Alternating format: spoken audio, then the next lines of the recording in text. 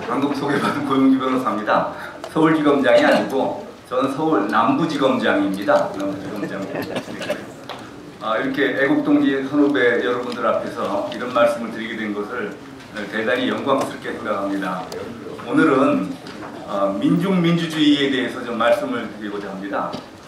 뭐 새삼스럽게 철진한 민중민주주의 얘기를 하느냐 궁금하게 생각하실지 모르는데 저희들이 모르는 동안에 이 민중민주주의 이념이 연탄가스처럼 저희 주변에 파고들어가지고 지금 사회를 휩쓸고 있습니다. 민중민주주의론자들이, 민중민주주의자들이 이념에 무지한 국민들을 속여서 지금 사기 수법으로 자유민주 체제를 전복하려고 그러고 있습니다. 그래서 여기 넘어가지 않으시려면은 여러분들이 민중민주주의 이념이 뭔지, 왜 나쁜지 이거를 아셔야 여기 속아 넘어가지 않습니다. 뭐 그런 일이 있었느냐? 여러분 얼마 전에 교과부 자문기구인 역사교육과정개발추진위원회에서 대한민국이 자유민주주의 국가라고 명시를 해야 된다고 한다는 이유로 개발추진위원 9명이 사표낸 사실을 알고 계실 겁니다. 이 사람들이 왜 사표를 냈느냐? 대한민국을 그냥 민주주의다 해가지고 민중민주주의로 끌고 가려고 그러다가 그게 안 되니까 꼼수를 부리다가 그게 안 되니까 사표를 낸 겁니다. 여기 이렇게 이번 자유민주주의로 이렇게 확실히 제동을 걸어주지 않았으면은 그냥 민중민주주의로 가는 겁니다. 근데 우리나라에서 상당히 지금 민중민주주의가 상당히 진행이 돼 있습니다. 여러분 민주화운동 관련자 명예회복 및 보상심의위원회라는 걸 들어보셨을 겁니다. 쉽게 얘기해서 민보상위라고 하는데 이 민보상위에서 그동안에 공산주의 혁명투쟁을 하고 민중민주주의 혁명투쟁을 한 사람들을 전부 민주화운동 유공자로 인정을 해가지고 1,000억 원을 지원해 줬습니다. 1,000억 원을. 지금 자유민주 체제를 전복하려고 민중민주주의 운동을 한 사람들한테 그래 잘했다 하고 너 잘하는 짓이니까 계속해라 하고 1,000억 원을 지원해 줬습니다. 이건 이게 지금 자유민주 체제를 전복하라고 좀 고사를 지르고 있는 겁니다. 정부가. 그러면 이것만 그러냐? 지금 전교조는 참교육을 지금 참교육이라고 해가지고 그걸 하고 있습니다. 참교육이 뭐가 참교육이냐? 과거의 교육이 가짜 교육이라는 겁니다. 뭐가 왜 가짜 교육이냐? 민중 계급의 자식이고 또 앞으로 사회에 나가면은 민중 계급이 될 학생들한테 자본가를 위한 자본주의 교육을 시키는 건 가짜 교육이다. 그럼 어떤 것이 진짜 교육이냐? 민중민주주의 사회를 건설할 수 있는 능력을 키워주는 교육, 민중혁명 역량을 키워주는 것이 진짜 교육이다. 지금 이렇게 학생들이 이렇게 배우고 있습니다. 지금 우리 사회가 점점 이제 민중민주주의 사회로 지금 변해가고 있습니다. 그런데 이제 민중민주주의가 이제 왜 나쁜 건지, 왜 거짓말인지는 조금 이따 말씀드리도록 하고, 그런가 하면은 지금 곧 3당 합당으로 해가지고 해산되고 말았지만 민노당 강령이 뭡니까? 민중이 참주의 되는 사회를 실현한다. 민중 주권을 실현한다. 진보적 민주주의를 실현한다. 이 민노당 강령의 내용입니다.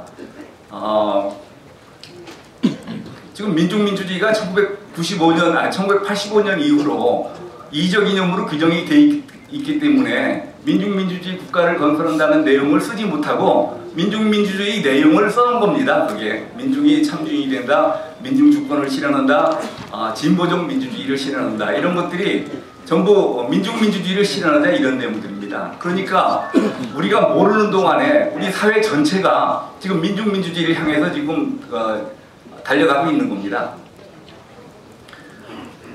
민중민주주의가 왜 나쁜지 실체가 뭔지를 간략하게 좀 소개를 드리겠습니다. 우리나라에 1980년대 초에 대학가의 일제히 의식학습이 시작이 됐는데 의식학습이 뭡니까? 좌경 의식학습입니다. 그러니까 학생들한테 공산주의 이념을 주입시키는 그런 교육인데 이때 여러분들 잘 아시다시피 저희 저희 세대는 뭐 제가 지금 어른들 앞에서 저희 세대라고 해서 그런지 좀 미안하지만 그 전 세대들은 이념 교육이라는 걸 받아본 적이 없습니다. 그런데 이 80년대에 들어와서 대학생들이 이 공산주의 이념 교육을 받게 되면서 이게 완전히 요새 말로 뿅 간 겁니다.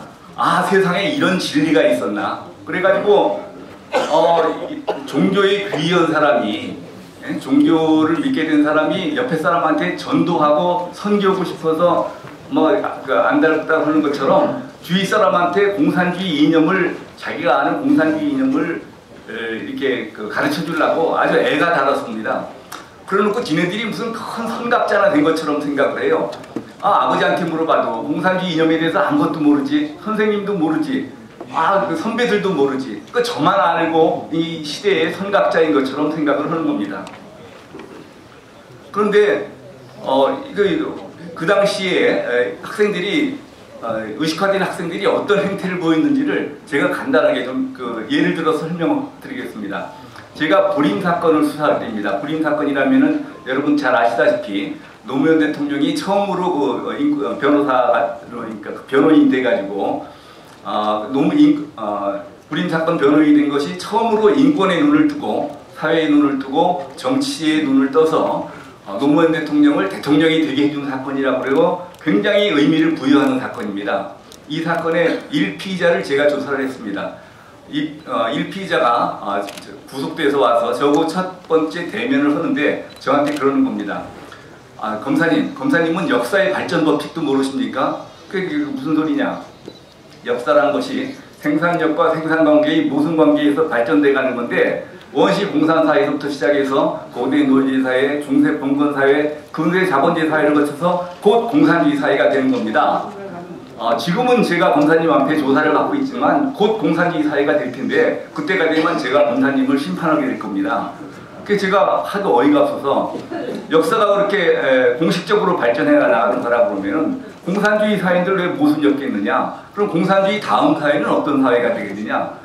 그때 이 학생이 발끈해서 저한테 그러는 겁니다. 아직 공산주의 사회도 완전히 도래한 것이 아닌데 그 다음 사회를 논하라는 것은 언어의 유의가 아닙니까?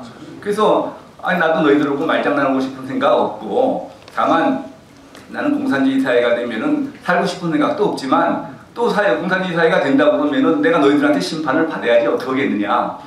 그렇지만 지금은 자유민주 체제고 나는 자유민주 체제를 지켜야 되는 공안검사이기 때문에 너희들을 기소할 수밖에 없다. 그런 적이 있는데 이 정도로 초창기에 의식화된 학생들은 공산주의자임을 막 자랑을 했어요. 이게 용공조장이라는 건 말이 안 됩니다.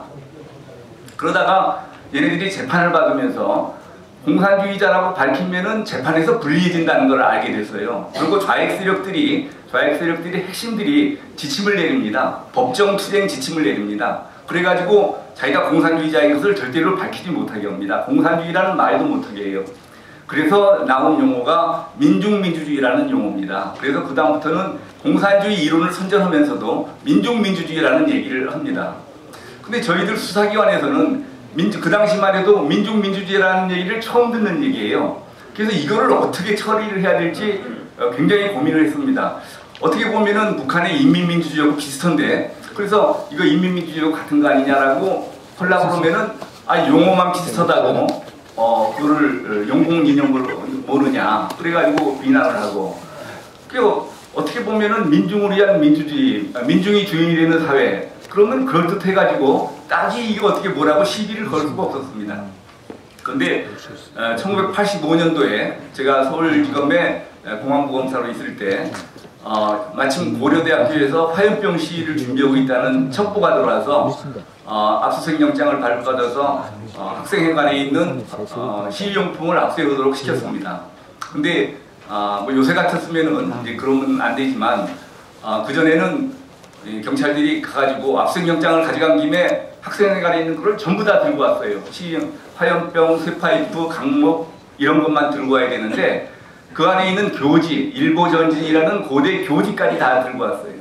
그래서 잘못 압수해 온 것이긴 하지만 학생들이 어떤 생각을 하고 있는지 몰라도 그 책을 제가 봤습니다. 그랬더니 그 책 중에 제목이 이철 의원의 발언과 민중민주주의 이런 제목이 있었습니다. 그래서 민중민주주의를 어떻게 처리해야 될지 저희가 굉장히 이제 그 고민스럽던 참에 뭐라고 써있나 한번 좀 보자 하고 이제 열심히 봤어요. 봤더니 중간에 민중민주주의란 무엇인가 이런 제목이 소제목이 있어가지고 그 내용을 보니까 그 내용 중에 자유민주주의는 가짜민주주의다 이런 얘기가 나옵니다. 그러면 민중민주주의는 자유민주주의를 부정하는 개념이 틀림없지 않습니까?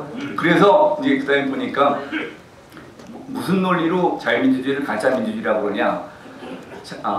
지금 자유민주주의는 국민이 주인이라고 그런다. 그런데 어떻게 전 국민이 주인이 될 수가 있느냐?